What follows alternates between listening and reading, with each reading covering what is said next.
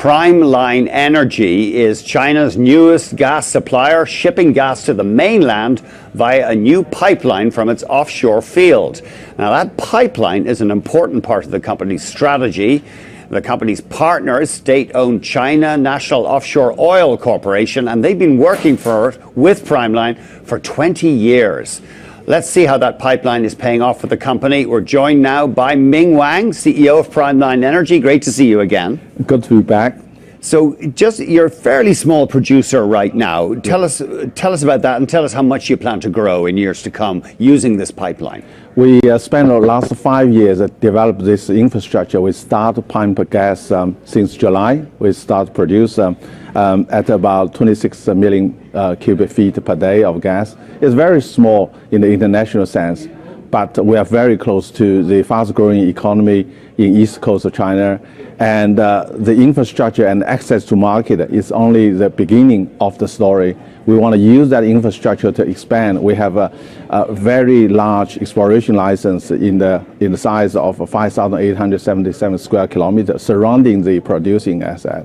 And so we're going to speed up the exploration, use the infrastructure. In the future, when we find any more gas, we don't need to spend 5 years to develop, and we are going to benefit a lot from the infrastructure which we build with CNOOC. And you've been selling your gas at about $14 a million British thermal units, pretty rich price. Yes, because in that part of the world, there's a lot of development, a lot of demand for gas, but there's no producing field, a lot of producing field in the area. So that area is rely on heavily on LNG shipped from all over the world to that coast of China, and also long-distance pipelines such as one from Turkmenistan, 6,000 kilometers all the way to east coast China. So we enjoy quite a high gas price. And the Chinese authorities, they want to shut down coal or try to move away from the pollution if they can. Yes, gas is only 5% of total energy mix in China at the moment, relative to the international level of 20-25%. So China is in a very early stage of gas development, and definitely we will see a lot more usage of gas.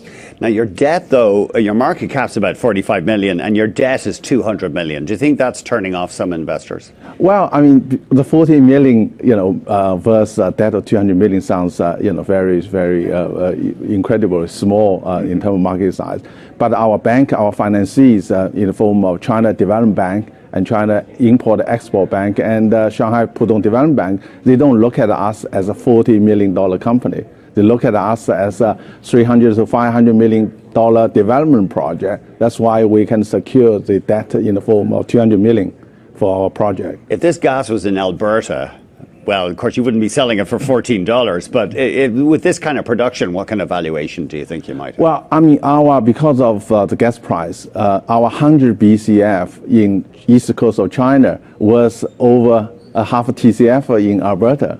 So in Alberta, if you get $2.50, half a BCF, half a TCF of a field is equivalent to what we are producing.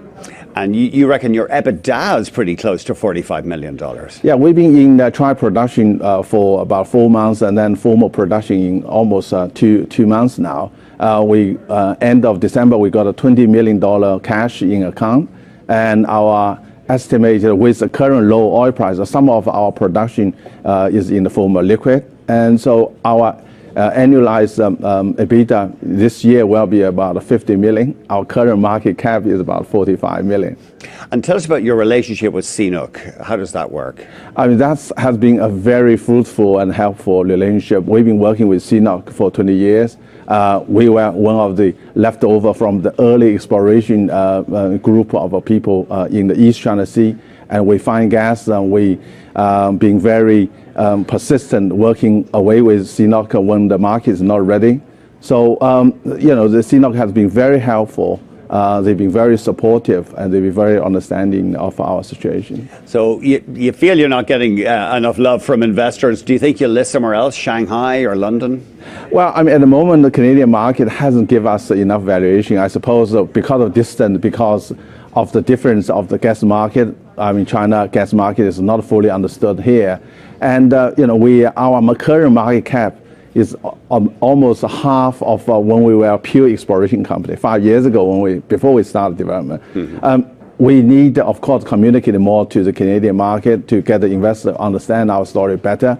But in the meantime, we also look at alternative, in the Far East, because now we get into cash flow. China gas story is better understood in the Far East.